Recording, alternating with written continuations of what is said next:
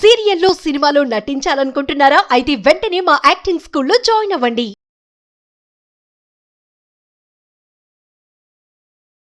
నమస్తే రమ్మగారు. నమస్తే జయ. ఏదైనా మంచి కథ చెప్తారండి? మామూలుగా పిల్లలకి తల్లుల మాటలన్నిటికీ చాదస్తంగా కోపంగా. మా అమ్మ విసిగిస్తుంది ప్రతిదానికి, మా అమ్మ జడ్జిమెంటల్గా ఉంటుంది.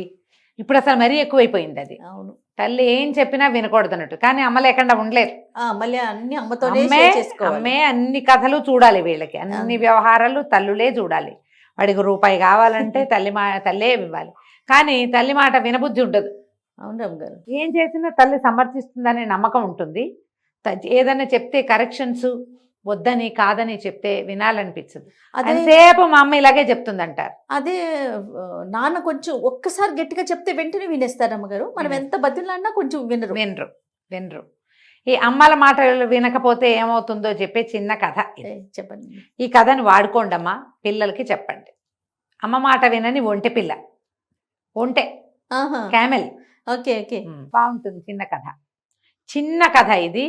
మీరు దీన్ని ఎంతలాగైనా చెప్పుకోవచ్చు. మొత్తం అంతా ఏమంటారు, మీ తాలూకు ప్రతాపంలో ఉంది అది. ఓకే అండి. పూర్వం అట మేవాడు రాజ్యానికి చెందిన వాళ్ళకి, వాళ్ళ రాజకుమార్తెకి మావారు రాజ్యానికి చెందిన రాజకుమారుడికి పెళ్ళయింది. ఈ మేవాడు మావారు ఇవన్నీ ఎక్కడివి? రాజస్థాన్ చుట్టుపక్కల ప్రాంతాలు.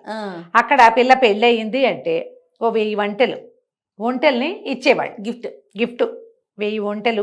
దాని నిండా తినుబండారాలు, కొన్ని ఒంటెల నిండా బంగారము, కొన్ని నిండా సామాన్లు, సరుకులు, పప్పులు ఉప్పులు అన్నీ వేసి 1000 ఒంటెల్ని పంపించేవాళ్ళు. ఈ మీవారి నుంచి మావారు నుంచి మేవాడు వెళ్ళాలంటే ఏమవుతుంది, ఈ ఒంటెల్లో 999 ఒంటెలే అయినాయి. 1000వ ఒంటె అయిన ఒంటె ముసిలిది, లేటుగా బాగా వయసు ఉంది దానికి ఒక పిల్ల పుట్టింది. పుట్టాక పెద్దది, కొంతమంది పెద్దవాళ్ళకి అంటారు ఒంటెలు కూడా పెద్ద వయసు వచ్చేదాకా కంటాయి, కానీ ఒక్కో ఒంటె ఆగదు పాపం, దానికి జబ్బు చేసి చచ్చిపోయేందుకు సిద్ధంగా ఉంది. 1000వ ఒంటేమో లేదు. 1000వ ఒంటె ఏముంది, ఈ పిల్ల ఉంది కదా, అది కన్న పిల్ల ఉందిగా, ఈ పిల్లని కూడా 999తో జమేసి 1000 చేశారా? 1000 చేసి ఈ 1000ని తోలేరు. మేవాడి వైపుకి వెళ్తుంటే ఈ ఒంటె పిల్లకి అమ్మను వదిలిపెట్టి వెళ్ళటం ఇష్టం లేదు. అదేం చేసింది, ఈ గుంపు నుంచి తప్పించుకుని మళ్ళీ వెనక్కి వెళ్ళిపోయి ఈ ఒంటల శాలలో ససనోదేవుడు అని పడున్న వాళ్ళ అమ్మ దగ్గరికి పోయింది. పోయేసరికల్లా ఏడ్చింది, నేను నిన్ను వదిలిపెట్టి వెళ్ళను, నేను ఇక్కడే ఉంటాను, నేను నీతోటే ఉంటానంటే తల్లి బతిమలాడింది, ఆయన నేను ఎక్కువ పూటలు ఉండనురా, నాకు ఓపిక లేదు, వెళ్ళిపో, నువ్వు ఇక్కడ ఒంటరి వాడి అయిపోతావు, మీ అన్నయ్యలు అక్కయ్యలు అందరూ పోయారు, వాళ్ళతో పాటు అన్నయ్య ఉన్నాడు కదా, అన్నయ్యతో పాటు ఉండు, బుద్ధిగా ఉండు, అన్నయ్య దగ్గరికి వెళ్ళు అని పిల్లాడిని ఒప్పించింది. పిల్ల ఒంటె ఒప్పుకుంది ఏడ్చుకుంటూ. ఒప్పుకుంటే అమ్మ ఏం చెప్పింది, తల్లి ఒంటె గట్ల మీద పడుకోదు, ఇప్పుడు వెళ్ళాలంటే వాళ్ళు వెళ్ళిపోయారు, నువ్వు వెనక్కి పరిగెత్తుకోవచ్చు, మళ్ళీ నడిచి వెళ్ళాలిగా. అన్నయ్యని చేరుకునే లోపల, అంటే గుంపుని చేరే లోపల అటు ఇటు ఉన్న దారికి అటు ఇటు ఉన్నటువంటి గుట్టల మీద పడుకోకూడదు ఒకటి. రెండోది, మనుషులు మజిలీ చేసిన ప్రాంతాలు కనపడితే మజిలీల్లో పడుకోబోక, నిద్రించద్దు అక్కడ. మూడోది, అన్నయ్య దగ్గరికి వెళ్ళాక అన్నయ్య దగ్గరే ఉండు, ముందే నడువు, కానీ గుంపుకి ముందు వెళ్ళొద్దు, వెనక్కి వెళ్ళొద్దు అని చెప్పి.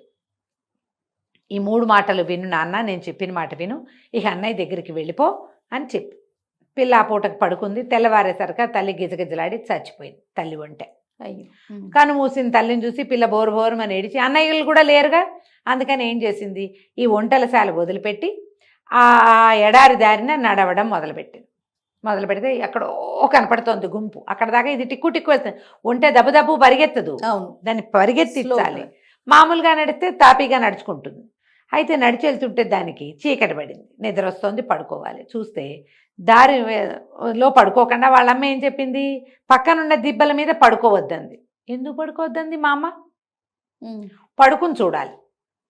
అదేం చేసింది, దారి వదిలిపెట్టి ఆ పక్కనున్న దిబ్బ మీద ఎక్కి పడుకునేసరికి ఇక 11-12 గంటల అయ్యేసరికి విర్రెత్తినట్టు చలిగాలి వచ్చి, ఎత్తు మీద ఉన్న వాళ్ళకి ఎక్కువ చలేస్తుంది, వణికి చచ్చి ఇసకంతా రేగి ఆ చలిగాలికి ముక్కుల్లో కళ్ళల్లో పడిపోయి తుమ్మి, నిద్ర లేదు, చలి, డొక్కల్లోకి కాళ్ళు ఎంత ముడుచుకున్నా దాని చలి తీరదు.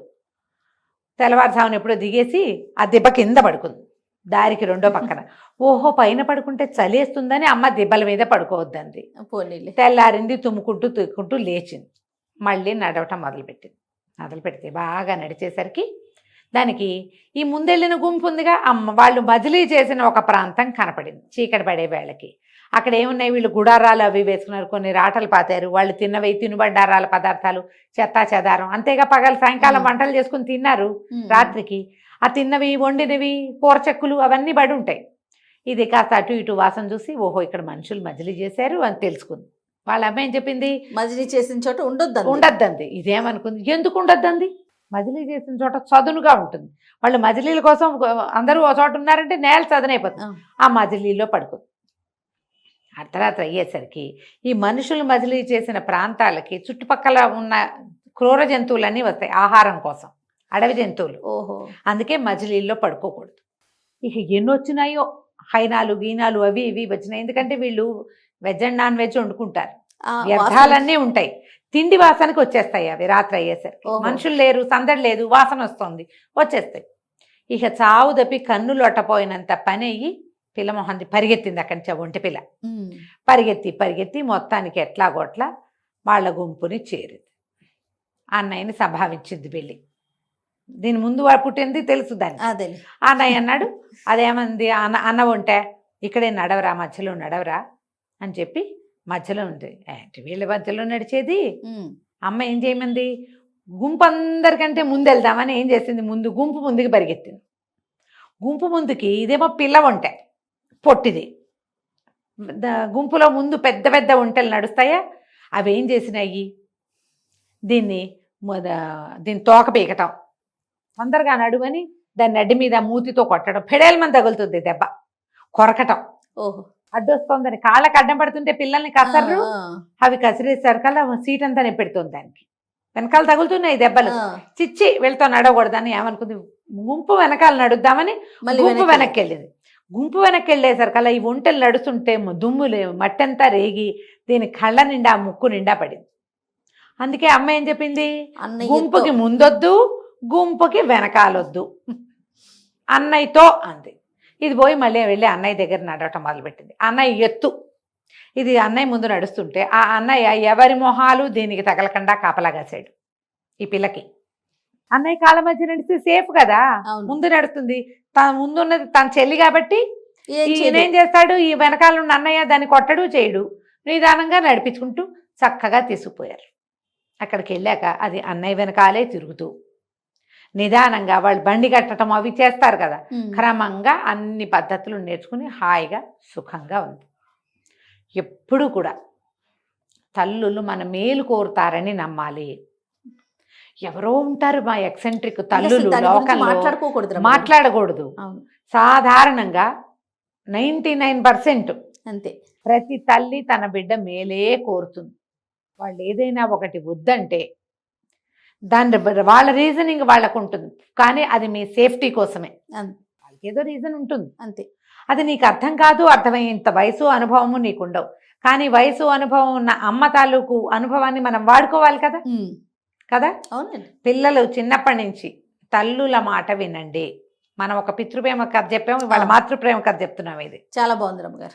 ఆలోచించండి, మీ అమ్మ ఎప్పుడు కూడా మీ మంచే కొడుతుంది. అమ్మా నాన్నకి మనం తప్పిస్తే ఇంకేం ఉండదు, వాళ్ళకి అదే ప్రపంచం. కాబట్టి ఆలోచించండి. అది ఎప్పుడు అర్థమవుతుంది మనకి, మనం అమ్మ అయ్యాక. మా అమ్మ కూడా చిన్నప్పుడు ఇలాగే చెప్పేది, మా అమ్మ కూడా ఇదే చెప్పేది. మా అమ్మ అట్లాగే ఇలా ఏరద్దు, ఆహారం ఏరద్దు, కడుపు నిండా తిను, నీళ్ళు ఎక్కువ తాగేద్దు, అన్నం ముందు చాక్లెట్లు, మనకు కూడా చెప్పేది మన అమ్మ. మనం వినేవాళ్ళం కాదు. మన పిల్లల దగ్గరకు వచ్చేసరికి మనకు అది నొప్పి తెలుస్తుంది. కాబట్టి పిల్లలకి ఈ మాట అర్థమయ్యేలాగా చెప్పండి. అద్భుతంగా ఉంది రమ్మ గారు. నమస్తే. నమస్తే.